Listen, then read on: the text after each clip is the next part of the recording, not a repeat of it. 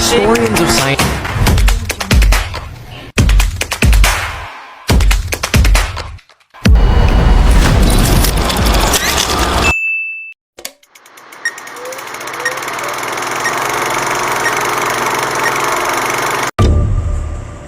Sa tabi ng gubat, sa malayong lupain ng kabiasnang Inca, nag-uumpisa ang ating paglalakbay. Makakasama natin ang mga ninuno ng sinaunang tribo na puno ng karunungan at galing. Sama-sama nating tuklasin ang mga hiwaga ng kanilang kultura at pamumuhay at alamin ang lihim ng kanilang pamana na dumadaloy pa rin sa mga lambak at bundok ng mga Timog Amerika.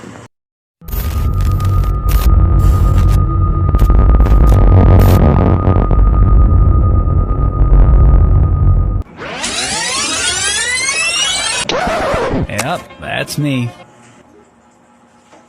Magandang hapon sa inyong lahat.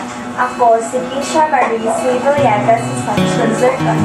Ngayong araw na ito, tatalakayin ko ang isa sa mga pinakamahalagang kabiasnan sa buong mundo, ang kabiasnang Inca. Handa na ba kayong maglakbay sa kasaysayan at saksihan ang kahanga-hangang mundo ng kabiasnang Inca? Sino nga ba ang mga Inca? Ang mga Inca ay isang mahalagang sibilisasyon sa Timog Amerika na namuhay sa mga lugar na tinatawag ngayon na Peru, Bolivia, Ecuador at Chile. Sila ay kilala sa kanilang maayos na organisasyon sa lipunan, mataas na antas ng enhinyeriya at mahusay na pamamahala sa kanilang imperyo.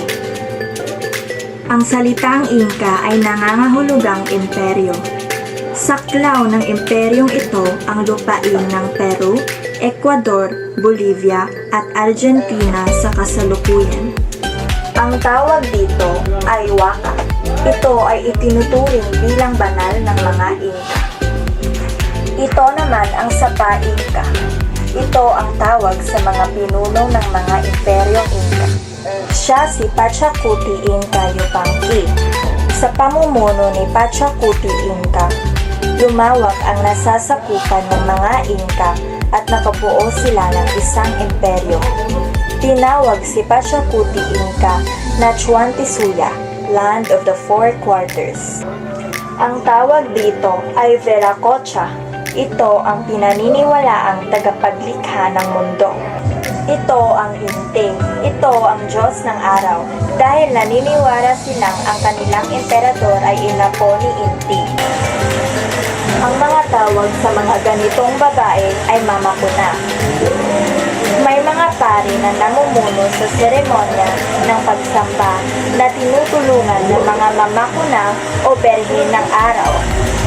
Sila ay mga dalaga na sinasanay na maging mga buro, mga hapi, at tagagawa ng alak na chicha. Ang lahat ng mga lupaing sakop ng mga Inca ay pag-aari ng imperyo. Hinati ito sa lupain para sa hari, sa relihiyon at sa mga mamamayan. Nagtanim ang mga Inca ng mga patatas, mais at kamoteng kahoy sa dalisdis ng mga bundok na ginawa nilang hagdan-hagdang palayan upang maiwasan ang pagkabulok ng patatas. Nakabuo sila ng paraan na preserbasyon at tinatawag nila na tsuno. Ngayon naman, tayo ay may espesyal na pagkakataon na makapanayam ang ilang espesyalistang may alam sa kabiasnang Inca. Sila ay handang ibahagi ang kanilang kaalaman sa ating lahat. Paano mo maipapaliwanag ang kahalagahan ng kabiasnang Inca sa ating kasaysayan? Ang kabiasnang Inca ay isa sa mga pinakamahusay na sibilisasyon sa Amerika bago ang pananakop ng mga Espanyol. Sila ay kilala sa kanilang mataas na antas sa pamumuhay, maayos na pamamahala at husaya sa agrikultura. Ano-ano ang mga bagay na nakukuha mo mula sa kabiasnang Inca? Isa sa pinakamahalagang aral na maaari nating matutunan Mula sa Inka ay ang kahalagahan ng pagkakaisa at pag-aalaga sa kapaligiran. Sila ay may kakaibang respeto sa kalikasan at sa isa't isa na nagpapakita ng epektibong pamamahala at kaayusan sa kanilang lipunan. Ano-ano ang mga aral na maaari nating matutunan mula sa kanilang karanasan? Ang aral ng pagkakaisa at pagmamalasakit sa kapaligiran ng mga Inka. Ano ang mga bagay na nag-uugnay sa mga Inka at paano nila ito na ipapakita sa kanilang kapaligiran?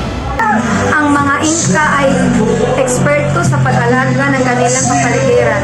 Sila ay gumagamit ng mga terraces at mga patubig upang mapalawak ang kanilang mga taniman nang hindi sinisira ang kalikasan.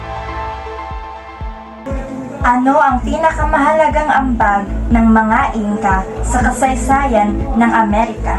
Ang mga Inka ay nag-iwan ng mahalagang pamana sa pamamagitan ng kanilang kausayan sa agrikultura, sistema na pamamahala at pagtuturing sa kapaligiran bilang banal.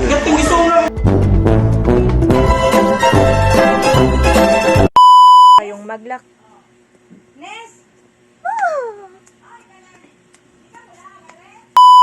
Saan ni siya? Kanta ni siya o basahon lang? Dili, basahon lang. Basahon lang? Kaya itong butang nagkuhan ba? Tunog. Magandang araw. Ay, sagana.